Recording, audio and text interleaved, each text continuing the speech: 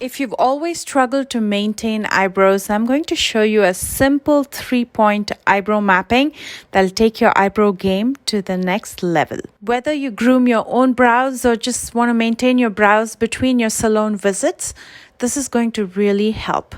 I can't wait to show you how I do it. So without further delay, let's begin.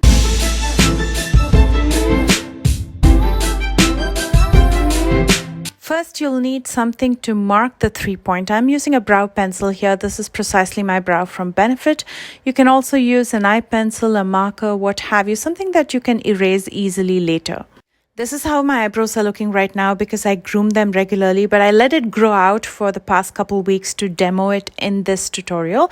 So when I come up close, you'll see the excess hair growth around my brows. The Precisely My Brow from Benefit pencil has a spoolie brush in the back.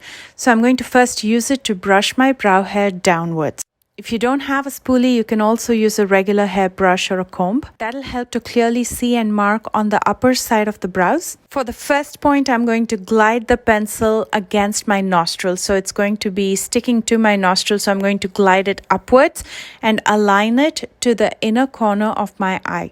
I'm going to take it all the way up to my brows and mark the first point. So that is going to be the point where my brows begin in the inner corner. Now for the arch, I'm going to place the pencil at my nostril and align it with the center of my eye.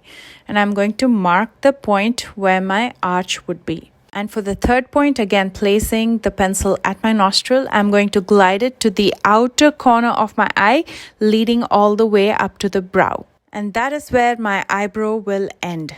I'm going to repeat the same on the other brow as well.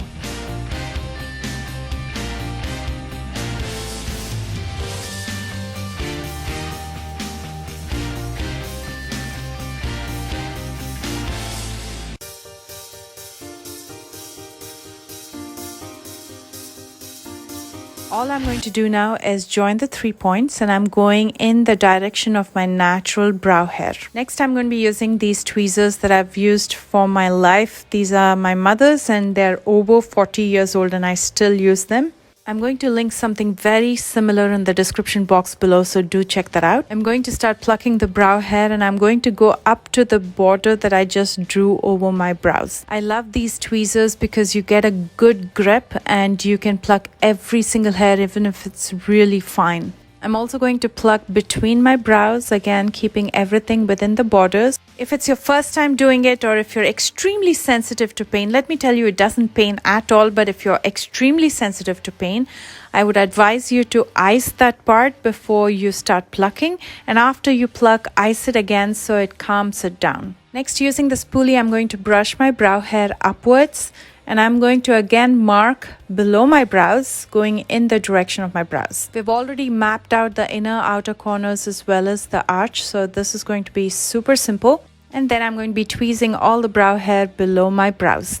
As you can see, it just comes so naturally to me because I've done this forever. It doesn't hurt, it doesn't pain.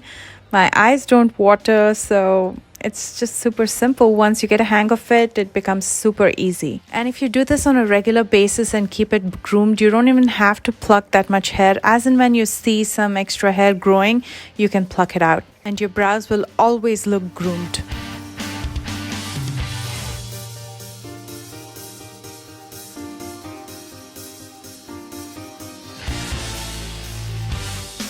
I'm just using a dry brush here to clean up. My thick brows are extremely unruly sometimes because they grow out pretty long given my brow hair.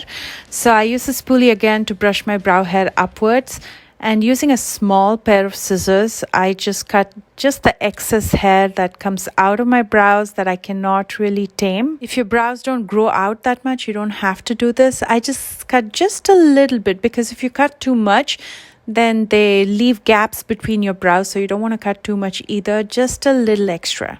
Now, just by plucking, not even filling it in, you can see what a big difference it makes when you compare it to the other side. Now, because I used a brow pencil to mark, it's very easy to clean up. I'm just using a dry Q-tip to erase it. And then again, with the Precisely My Brow pencil, I'm going to start filling in the top part of my brows. I'm using the shade 4. And then I use a brow gel to brush my brow hair upwards and keep it in place. Today I'm using the Kosa's Eyebrow. You can use any brow gel. I try to use a transparent brow gel because I have such thick hair, so I don't like anything that's tinted. I like to make it look as natural as possible, so that's why I'm using a clear brow gel, but you're welcome to use tinted if you have thinner brows. And then I fill in the lower part of my brows using the brow pencil. I just fill in the sparse areas again because I like to maintain that very natural looking brow. If you like thicker brows, you can also use a brow pomade. And here's one side completely groomed and filled as compared to the other side, which was groomed a couple of weeks ago. You can see what a beautiful difference it makes. It's not too much, it's subtle, but it does make a big difference. I'm going to repeat the same on the other side as well. We've already marked the 3 points, so I'm going to join it and start grooming on the top portion of my brows. Now again, I love these tweezers as opposed to the other ones that look like forceps because these have a better grip and they pull out every single hair. With the other kind that looks like forceps, it's very hard for me to reach out to especially finer hair. This one pulls every single hair. Again, if you don't prefer tweezing, you can also wax. So all you have to do is just use the normal wax that you use on your body.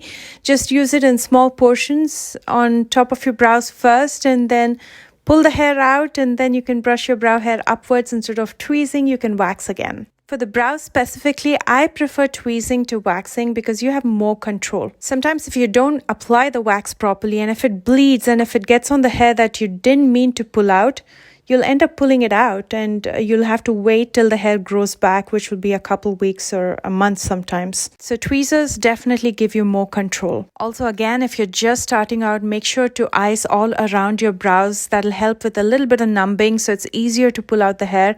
Sometimes people even apply a little bit of translucent powder again. It's just easier to pull out hair that way. For me, because I'm used to it, I do this every week. It just comes off so easy and I don't feel the pain. But what I do is definitely ice it after I'm done. It kind of calms down everything. And I also end up applying a cold cream or a moisturizer after I'm done pulling the hair out. That just calms down the skin around the brows. And here it is, my brows completely done, and I do this every week to maintain it. And if I see some hair growing out now and then, I pull it out. And that's how I do it. I've never been to the salon in years. I do everything myself. And this is how it looks from far. Always looks neat and groomed, and you can do it as well. So let me know if you're going to try it, and if you do, please don't forget to tag me. My socials are listed down below in the description box. I've listed everything that I've used in this tutorial in the description box below as well. If you enjoyed this video, please don't forget to thumbs up, and if you're new here, please consider subscribing and let me know if you'd like to watch more videos like these.